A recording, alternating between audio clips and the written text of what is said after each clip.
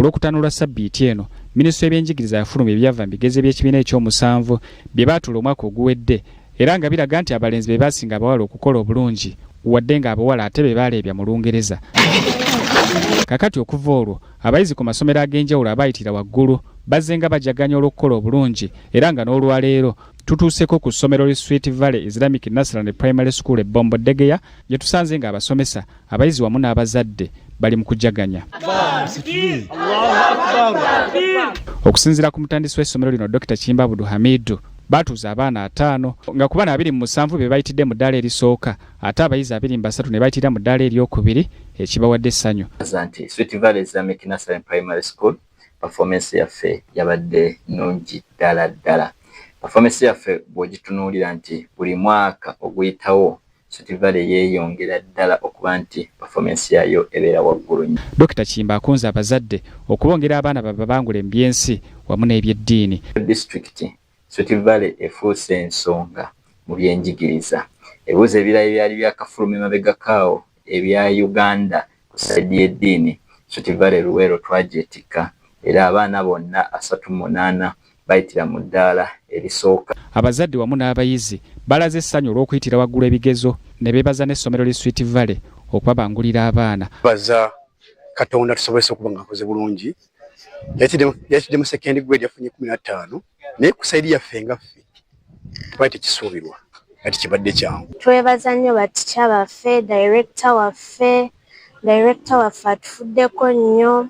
Tubeebaza nnyo buli kimu kye mutukoledde.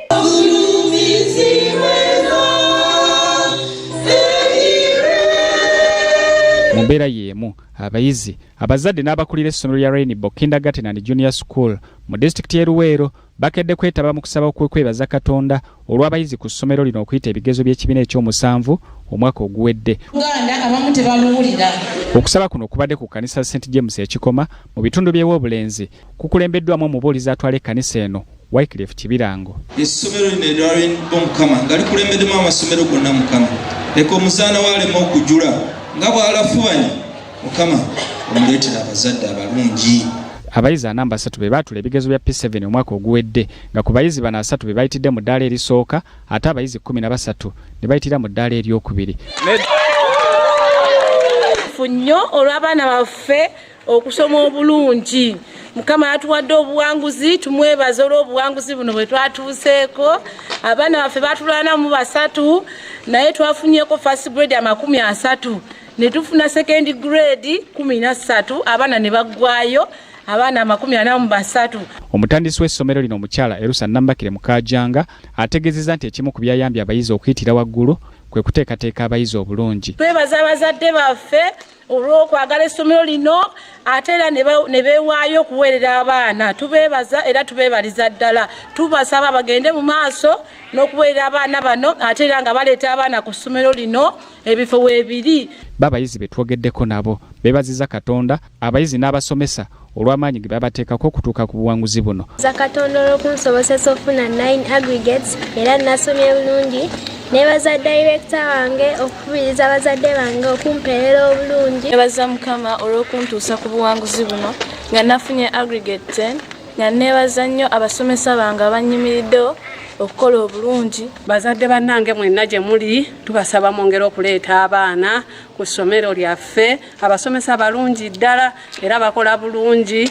Mutuufu tubeebaza nnyo tubeebaliza ddala abasomesa baffe batukoze bulungi wamu ne director waffe. Mu ngeri y'emu n'abayizi ku ssomero lya Uphill Primary School e Katooke bayise ebigezo byabwe ebyakamalirizo we tutuukidde ku ssomero lino ng'abayizi n'abasomesa basagambiza oluvannyuma lw'okutuuka ku buwanguzi buno. Nsanyufu nnyo okuba nti abaana baffe bakoze bulungi nnyo. Omwaka oguwedde twatuuza abaana 26, 12 bafunye first grade, 14 bafunye second grade. Naye tetukikoze ffekka naye abasomesa abalala bonna kyako ne director nga tukwasizaako wamu ne editor waffe omulungi ennyo era tumwagala nnyo so n'abaana baffe badde balina empisa. Abayizi bano baweereddwa kimeme w'embuzi ng'akabonero okubeebaza olw'okuyita ebigezo bino waggulu. And I am happy that I have got 8 aggregates and I also thank God.